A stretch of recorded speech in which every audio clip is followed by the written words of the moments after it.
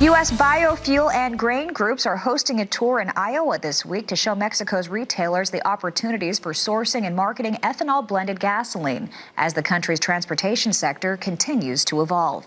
Joining us now for an update is American Coalition of Ethanol Senior Vice President Ron Lamberty. Thanks for joining us, Ron.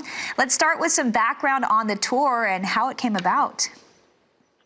Well, we have been attending and helping out with workshops that the U.S. Grains Council is putting on in Mexico for retailers. In Mexico, as of 2017, there was only one oil company. It was a state-owned Pemex oil company, and they liberalized that so that now stations can buy from different brands and can put some different products in their tanks, including ethanol. So we've been doing workshops, and I stand up in front of these folks as a person who's run a lot of convenience stores and tell them their equipment is compatible.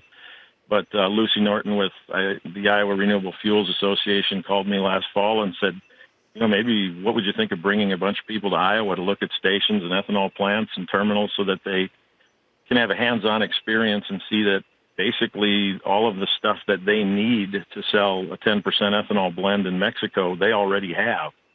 And I think it's pretty effective. It's sort of a seeing is believing thing, so that as many times as you tell them and show them a slide and show them pictures, it's far more effective if they can stand in front of a pump and see that it's the same stuff that they use every day.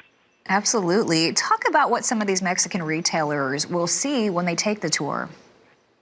Well, we went to a pipeline terminal. We went to a splash blending terminal, which is basically kind of the way ethanol started making its way around the U.S. If the older folks would remember, you'd go get a tank of gasoline, and then you'd drive to a place that had ethanol, and they'd dump it in on top of it. And there's still versions of that in the U.S., and we think that's how ethanol is going to get spread out over most of Mexico over the next several years. But then we went to a couple of convenience stores, went to an ethanol plant, and I think it was Tuesday night. We were hosted on a farm. We had a nice supper at a farm, and they got to see tractors and corn and all of the stuff that goes into starting this thing from the beginning. So essentially, what we want them to see is everything from where the corn comes from to how the gas goes into the car. Absolutely. Talk about the feedback that you've had so far.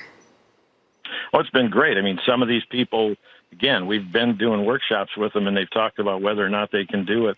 The discussions, even last night, there was more talk about how are we going to go about getting ethanol now, as opposed to whether or not they can do it. So the feedback's been very good, and I think we've accomplished the purpose of making sure that they understand their equipment looks good.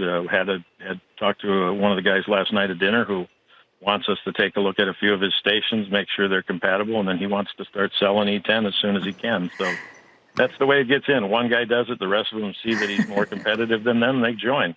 All right. Well, we appreciate what you're doing, and we want to hear more about it in the future. American Coalition for Ethanol Senior Vice President Ron Lamberty, thanks for keeping us up to speed with what's happening.